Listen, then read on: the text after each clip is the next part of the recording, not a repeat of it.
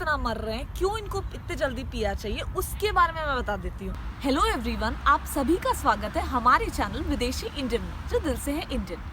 तो अगर आप हमारे चैनल पे फर्स्ट टाइम आए हैं तो मैं आपको बता दूं कि मैं एक इंडियन हूँ और मैं जर्मनी में रहती हूँ। मैं बनाती हूँ जर्मनी में सेटलमेंट, जॉब से रिलेटेड बहुत सारे वीडियोस, और हम जर्मनी के बहुत ही अमेजिंग जगहों को एक्सप्लोर करते हैं और यहाँ के लाइफस्टाइल से रिलेटेड वीडियोस बनाते हैं। तो अगर आप हमारे चैनल पे फर्स्ट टाइम आए हैं तो हमारे वीडियोस को देखिए, हमारे चैनल को सब्सक्राइब कीजिए।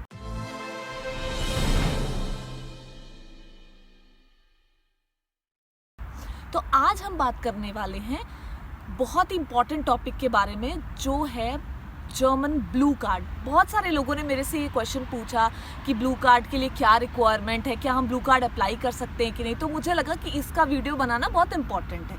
तो इस वीडियो में मैं आपको बताने वाली हूँ, फर्स्ट जो हमारा सेक्शन होगा वो ये है कि ब्लू कार्ड क्या है, व्हाट इज़ ब्लू कार्ड। दूसरा हमारा सेक्शन होगा कि ब्लू कार्ड पाने की रिक्वायरमेंट क्या है। तीसरा सेक्शन होगा कि ब्लू कार्ड से एसोसिएटेड कंडीशंस क्या क्या हैं।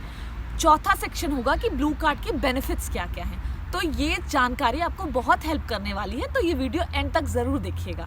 तो हम पहले टॉपिक पे बात करते हैं कि व्हाट इज़ ब्लू कार्ड। तो ब्लू कार्ड जर्मनी में एक तरह का वर्क परमिट है जिसके लिए अगर आप अप्लाई करते हैं तो आपको बहुत सारे बेनिफिट्स मिलेंगे उसके साथ साथ। तो अगर आप जर्मनी में वर्क करते हैं तो ये आप पे डिपेंड करता है कि आप ब्लू कार्ड के लिए अप्लाई करके यहाँ पे वर्क कीजिए या फिर आप वर्क वीज़ा के लिए अप्लाई करके वर्क कीजिए। तो ब्लू कार्ड के जो जो बेनिफिट्स हैं वो हम आपको आगे के सेक्शंस में बताएंगे।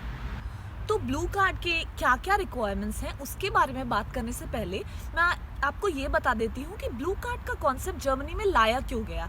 तो रेसिडेंस एक्ट 9 के सेक्शन 19A के अकॉर्डिंग जर्मनी में बहुत सारी ऐसी वैकेंसीज थी जिसको EU कंट्रीज़ के लोग फिल नहीं कर पा रहे थे, और फिर इन वैकेंसीज को फिल करने के लिए इन्हें बाहर से नॉन EU कंट्रीज, जैसे हमारा इंडिया हो गया, पाकिस्तान हो गया, ऐसे कंट्रीज़ के लोगों को बुलाना पड़ रहा था। तो उन वैकेंसीज को फिल करने के लिए, जिनके लिए हम नॉन EU कंट्रीज के लोगों को बाहर से बुलाते हैं, उस टाइप के वीज़ा को इन्होंने ब्लू कार्ड का नाम दे दिया। अब आते हैं हम अपने दूसरे सेक्शन पे कि ब्लू कार्ड पाने की रिक्वायरमेंट क्या क्या है।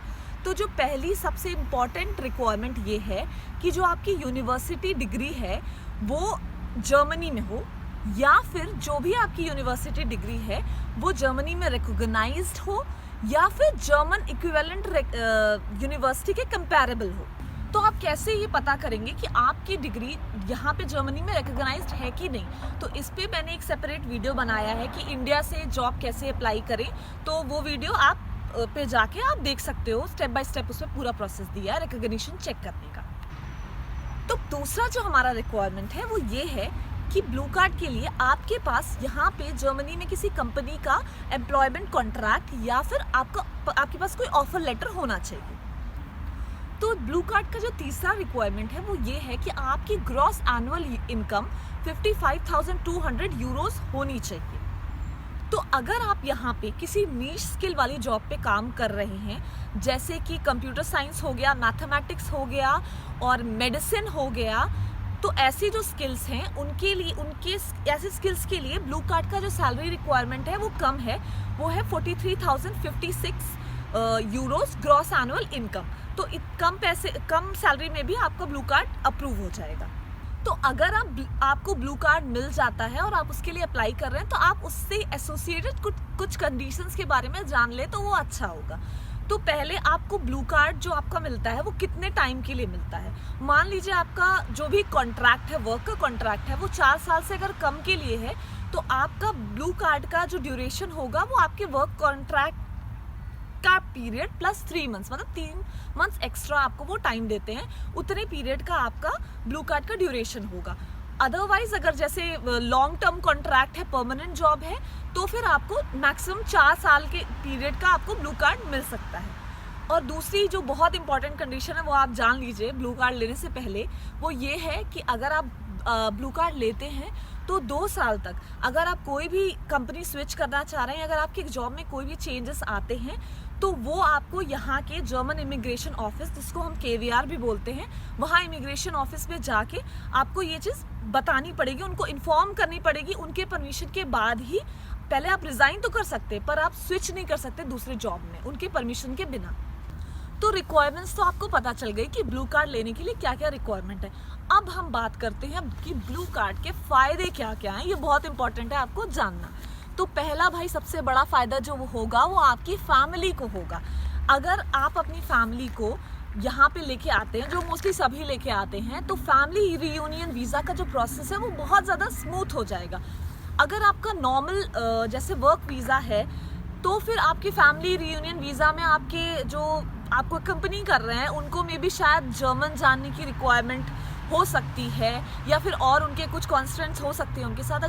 अगर आप ब्लू कार्ड होल्डर हो और आपकी फैमिली आपको अकम्पनी करती है तो उनको कोई जर्मन जानने की ज़रूरत नहीं है और आपके जो भी स्पाउस हैं वो इमीडिएटली यहाँ पे आके बिना जर्मन जाने जॉब स्टार्ट कर सकते हैं और आपसे भी उनको ज़्यादा फ़ायदा मिलेगा। आप तो बाउंड हो कि ब्लू कार्ड जो होता है एक्चुअली वो कंपनी से बाउंड होता है, आपकी कंपनी के कॉन्ट्रैक्ट से बाउंड होता है, पर आपके जो स्पाउस आपको अकम्पनी करते हैं डिपेंडेंट वीज़ा या फैमिली रियूनियन वीज़ा पे, वो किसी भी कंपनी में जॉब कर सकते हैं, खुद का बिजनेस खोल सकते हैं और कितनी भी बार कंपनी स्विच कर सकते हैं, उनको कोई परमिशन लेने की कोई ज़रूरत नहीं है। तो अब हम बात करते हैं ब्लू कार्ड के सेकेंड बेनिफिट के बारे में। तो मैं आपको एक ग्राउंड रियलिटी बताती हूँ कि यहाँ पे रह रही हूँ मैं, तो मैं आपको बता सकती हूँ कि एक्चुअल में लोग ब्लू कार्ड क्यों अप्लाई करते हैं।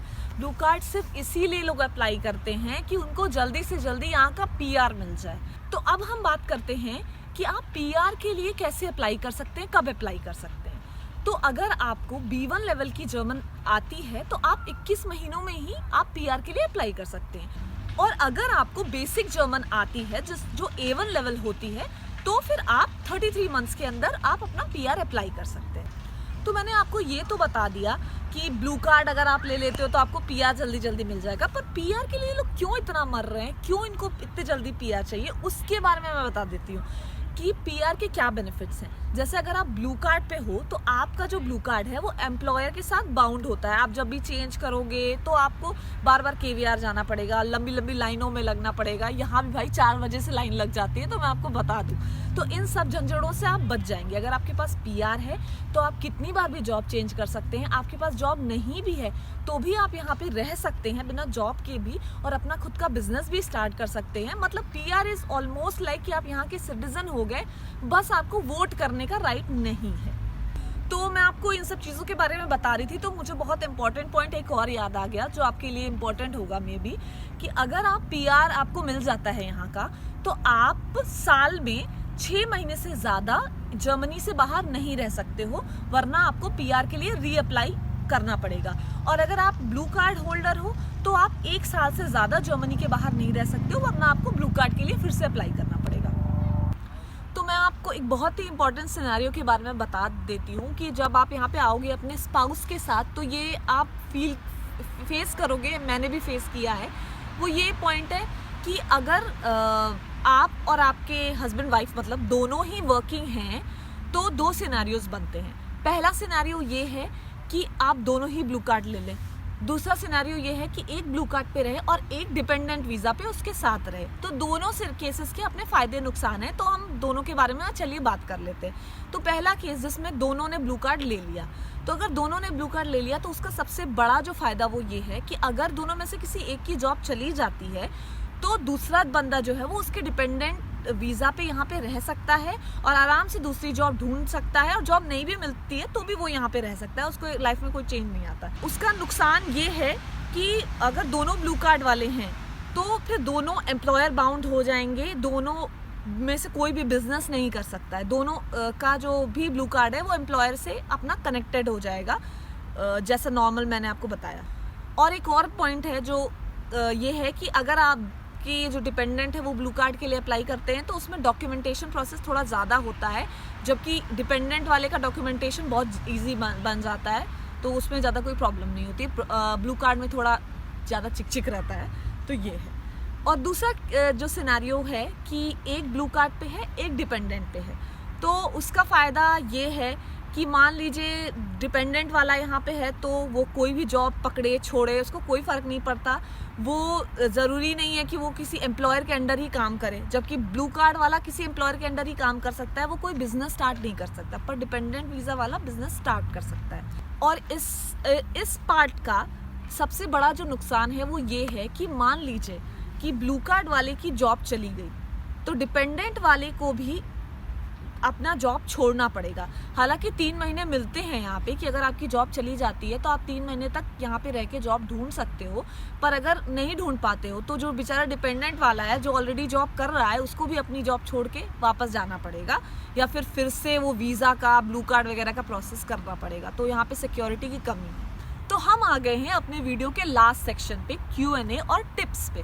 तो मैं आपको एक टिप देना चाहती हूँ कि अगर आप यहाँ पे आते हो वर्क परमिट पे, कि जैसे इंडिया से मान लो आप आ रहे हो तो आप वर्क वीज़ा लेके यहाँ पे आओगे, फिर आप ब्लू कार्ड अप्लाई कर सकते हो। ये नहीं कि आप इंडिया से ही ब्लू कार्ड, कई लोगों ने पूछा कि इंडिया में ब्लू कार्ड कैसे अप्लाई करें, तो इंडिया से आप ब्लू कार्ड नहीं अप्लाई कर सकते। इंडिया से आपको यहाँ पे आने के लिए वर्क वीज़ा या नेशनल डी वीज़ा अप्लाई करना पड़ेगा, जो कि मोस्टली 6 मंथ्स का आपको दिया जाता है, और उसके बाद विद इन 6 मंथ्स आपको ब्लू कार्ड अप्लाई करना है। तो यहाँ पे मैं ये टिप देना चाहूँगी कि आप यहाँ पे आते ही जितने जल्दी हो सके आप अपना ब्लू कार्ड का एप्लीकेशन भर दीजिएगा, क्योंकि बहुत ही लंबी लाइन रहती है और बहुत मुश्किल होती है यहाँ पे अपॉइंटमेंट लेने में। और अगर कहीं ऐसा हो गया कि आपका मान लीजिए कि वर्क वीज़ा एक्सपायर हो गया तो भी कोई बात नहीं, आप वहाँ पे जाके KVR में जाके आप कांटेक्ट कर सकते हो, और फिक्शन बिशानिगुम इनका एक डॉक्यूमेंट होता है जो कि एक काइंड ऑफ वर्क वीज़ा का एक्सटेंशन होता है, वो आपको दे देंगे। तो वो एक्सटेंशन के साथ आप काम कर सकते हो यहाँ पे, और अपना ब्लू कार्ड का प्रोसेस आपका चल सकता है। तो मैं क्वेश्चंस का भी आंसर देना चाहूँगी कि लोगों ने मुझसे ये पूछा कि क्या हम फ्रेशर हैं तो हम ब्लू कार्ड अप्लाई कर सकते हैं। तो हाँ, आप अप्लाई कर सकते हो अगर आप जो भी मैंने आपको बताया कि क्राइटेरिया, क्वालिफिकेशन और रिकग्निशन यूनिवर्सिटी का, और आपका सैलरी रिक्वायरमेंट और जॉब कॉन्ट्रैक्ट आपके पास है तो आप अप्लाई कर सकते हो।